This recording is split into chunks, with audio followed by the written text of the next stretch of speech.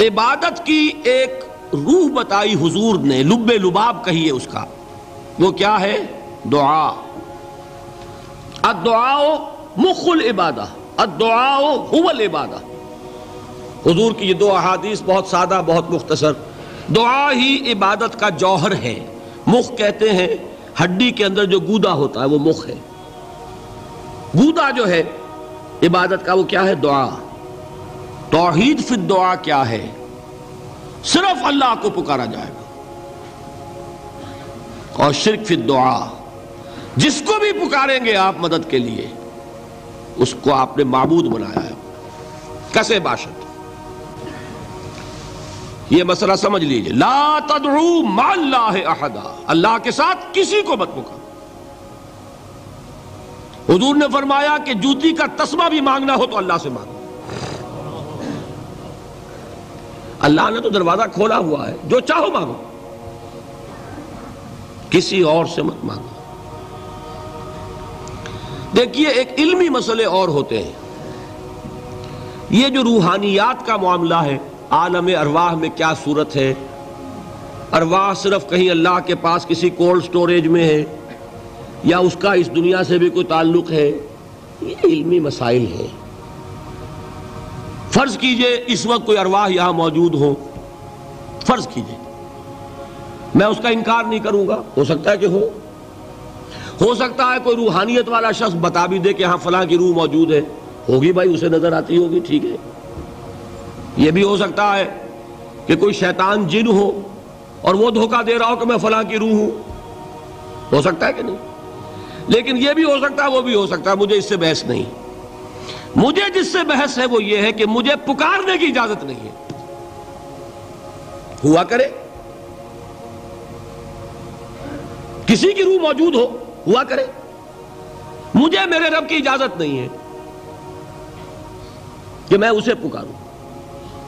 مدد مانگوں گا اللہ سے، دعا کروں گا اللہ سے، استغاثہ کروں گا اللہ سے، تکلیف کے لیے دہائی دوں گا اللہ کی۔ اب اللہ جس سے چاہے کروا دے، کسی روح کو بھیج دے، کسی فرشتے کو بھیج دے، مجھے کیا ہے؟ مجھے آم کھانے ہیں، پیڑ نہیں گننے۔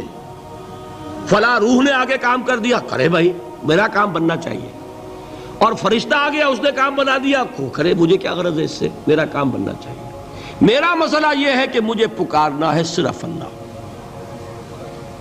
اللہ کو اس کی بھی قدرت ہے کسی کو نہ بھیجے، نہ کسی روح کو بھیجے، نہ ملائکہ کو بھیجے، بغیر کسی کے جو چاہے کر دے۔ اللہ کا مرضی ہے، وہ چاہے کسی روح کو بھیج دے، کسی فرشتے کو بھیج دے، مجھے اس سے غرض ہی کوئی نہیں۔ مجھے تو اپنی تکلیف کا دور ہونا مطلوب ہے، اس کے لیے میں پکاروں گا۔ سمجھ رہے؟ دیکھیے میں سادہ ترین کر رہا ہوں مسئلہ، عبد القادر جیلانی کی روح یہاں ہے یا نہیں، حضور کی روح انور یہاں ہے یا نہیں، یہ تو علمی مسئلہ ہو گیا نا۔ یہ فرشتے یہاں ہیں کہ نہیں، کوئی اختلاف ہے؟ میں پکار سکتا ہوں اسے کہ بھائی ذرا میرا کام کر دینا ہے؟ یہ کروں گا تو شرک۔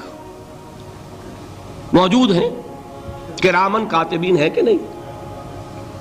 موجود ہونا نہ ہونا یہ مسئلہ علمی، جو اصل میں شرک سے متعلق مسئلہ ہے وہ یہ ہے کہ پکارنے کی اجازت نہیں۔ دیکھیے حضور کی ایک حدیث ہے، اور یہ ایک ہمارے لیے خوشخبری ہے۔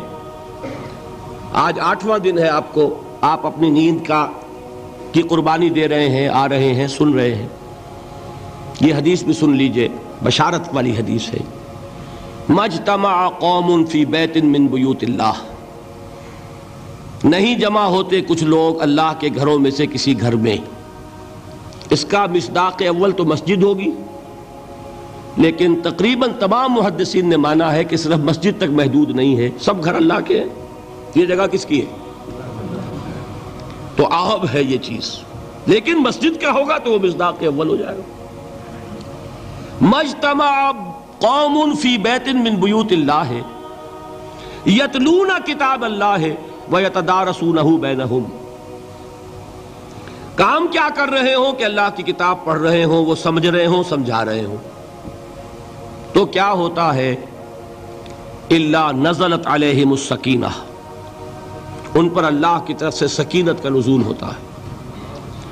وَغَشِيَتْهُمُ الرَّحْمَةُ، رحمت خداوندی انہیں ڈھانپ لیتی ہے۔ وَحَفَّتْهُمُ الْمَلَائِكَةُ، فرشتے ان کے گرد گھیرا ڈال لیتے۔ وَذَكَرَهُمُ اللَّهُ فِي مَنْ عِندَهُ، اور اللہ ذکر کرتا ہے ان کا ملائکہ مقربین کی محفل میں۔ دیکھو تم کہتے تھے یہ انسان بڑا گھٹیا ہے، میرے وہ بندے اس وقت میرے گھر میں جمع ہے صرف میرے کلام کو سمجھنے کے لیے۔ اللہ فخر کرتا ہے اس میں، ذکر کرتا ہے اللہ۔